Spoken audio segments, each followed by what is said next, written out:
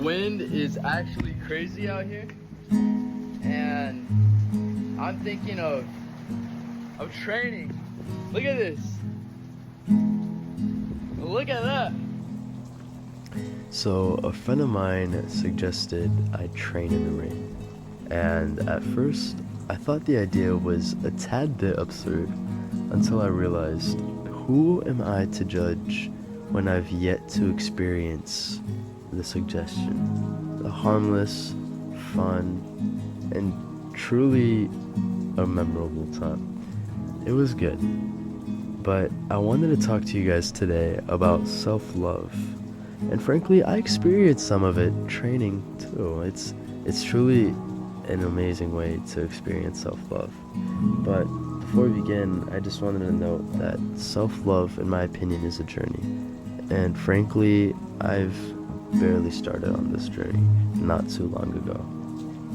I'm still on the journey of self-love, but I thought I'd give some insight as to what I feel we should do as humans with self-love and how we struggle based off my experience. The experience may be different for you, but I think there are a lot of universal connections that we may share today. People always say that you have to love yourself before you love others, and this is one of the many facets that go into self-love. Frankly, I disagree. For the longest time, I acknowledged the love I had for others without holding it for myself. And while you may have a desire for others, this doesn't mean that you have to consciously love yourself. Love has no directions, and I understand that my perception of love may change as the years pass, as for you as well, watching this video. But love has no definite direction. It can go anywhere, from you to someone else, from someone else to you. It never necessarily has to come to you before it goes somewhere else. And with loving others, it tends to come out of filling a void.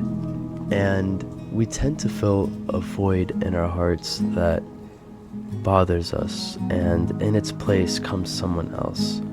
And we plant this facade for our hearts and feel as though everything is okay, where in reality, that's far from the truth.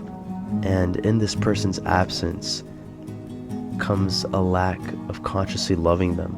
And when you stop consciously loving them just for a moment, you realize just how noticeable the void in your heart is. And it makes it hard for you. And it's not just loving other people that makes it hard for you.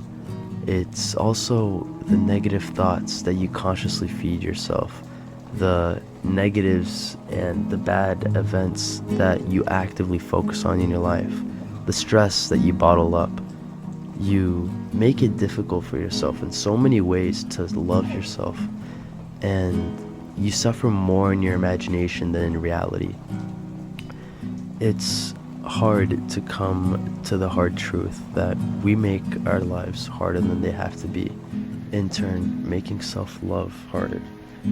We have to make the decision to consciously and subconsciously feed ourselves positive thoughts.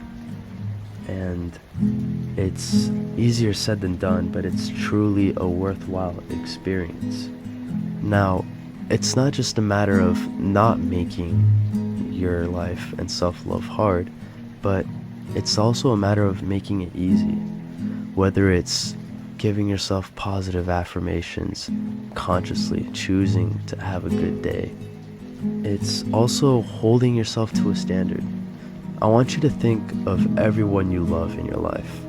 Friends, family, even pets, hell, even a person who may not know it yet. Now, I want you to think of the standards you hold to these people.